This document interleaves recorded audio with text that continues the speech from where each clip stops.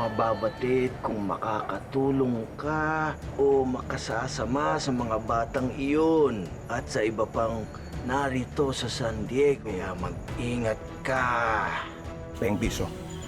Para sa pangsugal? Sumasagot ka pa! Ano naman sinasaktan? Malitek! Nay, bakit po ganun si Itay? Hindi niya tayo mahal. Sa tandaan ninyo, ang nanay mahal na mahal kayong dalawa. Kayo lang ang tanging kayamanan ko sa buhay. Nanggaling po ako sa simbahan, dinala ko po yung dalawang batang sakristan. Nagbalik silang muli sa simbahan? Paano kung saktan muli sila ng kura? Yun na nga po ang pinoproblema ko, sir.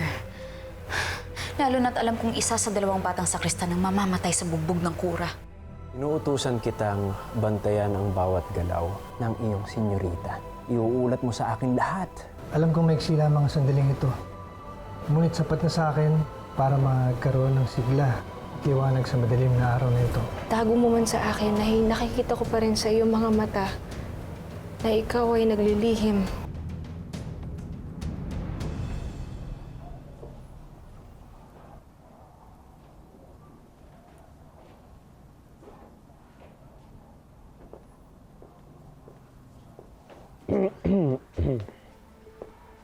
Fraile, paumanhin ho, ngunit may naghahanap po sa inyo. Napakalaga ho raw ng kanyang sadya. ¿Quiénes? Magandang umaga po, Fraile Salvi. Muy bien. Déjanos.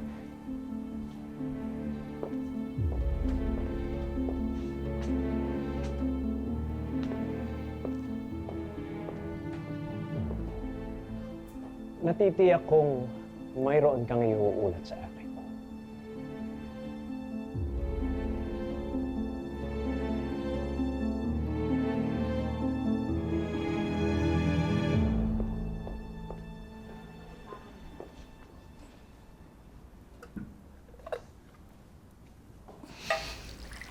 Magandang umaga po, mga dong. Ay, magandang umaga ho, senyorita. Klay na lang po. Ang lakas makayaman ng senyorite.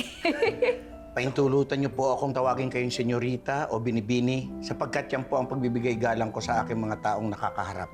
Katulad niyo, kapag ako inyong tinatawag mayroong mang o manong. Oo nga naman, may point kayo dyan. Kabilin-bilinan po ni Senyor Ibarra na samahan ko po kayo sa simbahan. Kaya't kumain na po kayo ng inyong agahan at magbihes para masamahan ko kayo sa simbahan. Sige po. Ay, sige. Oh, bakit isa lang yung plato? Saluhan niyo na po ako, marami to, oh. Sige na, dito na tayo kumain. Mas masayang kumain ng almusal pag may kasama. Ay, naku, Mang Adong, halika na. Ilagay niyo na yung plato niyo dito. I-push niyo na yan. Dito na kayo. Go. Push. Go.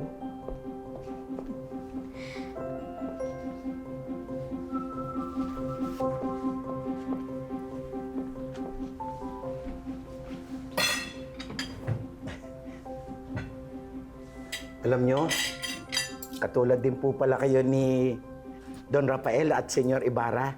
Mapagkumbaba kayo. Yung bang kahit na mataas nang naabot nyo sa buhay. Mang Adong, believe me, same-same lang tayo. Senyorita, pasensya na po. Marami po kayong mga salita na ginagamit na hindi ko po nauunawaan. Naririnig ko pong madalas gamitin niyo po pa nag-uusap kayo ni Senyor Ibarra.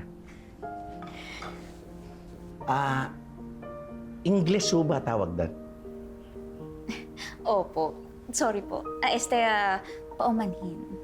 Tara na po, kain na tayo. Sige po.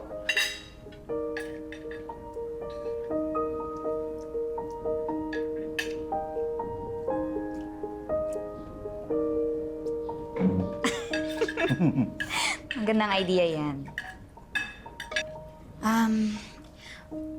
Mga dong, may pinagtataka lang ako. Kung talagang ang mayaman si Don Rafael.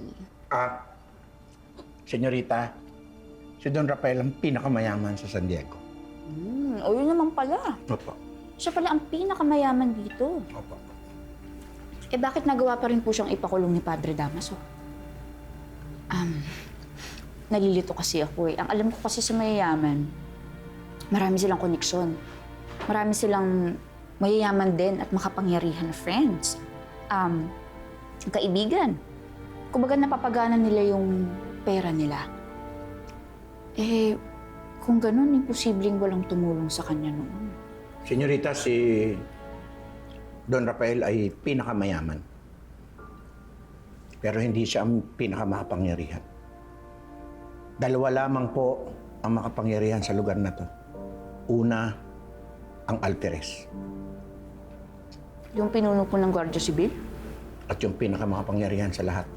At nakakalaban ni Don Rafael. Ang Fraile. Kung nais nilang magdala sa inyo ng langit, kaya nila. Pero kung nais nila magdala sa inyo ng impyerno, para silang Diyos, kaya din nila. Kaya huwag po kayong magtaka kung masaklap po ang nangyari kay Don Rafael sa kamay ng kura. Walang naging laban ang kanyang yaman sa kapangyarihan ng kura. Kaya pala. Kaya nga ngayon natatakot po ako para kay Senyor Ibarra. Bakit naman po, mga Dong? Nahulaan ko na mangyayari yun. Nahulaan niyo. Sir, di ba alam nyo naman na meron akong kapangyarihan na mahula ng mga bagay na mangyayari pa lang? Di ba ho manghuhula kayo? Hindi niyo ho ba nahulaan? Oo nga po, pero hindi kasi palaging gumagana ang powers ko. Ang kapangyarihan kong manghula. Mabalik po ako. Bakit po kayo nag-aalala para kay Sir Ibarra? Kasi po, senyorita, ako itutuloy niyo ang pagtulong doon sa dalawang sakristan at itutuloy niyo ang pagkontra sa kura. Eh, hindi po malayong magalit sa inyo ang Fraile. Katulad na nangyari kay Don Rafael.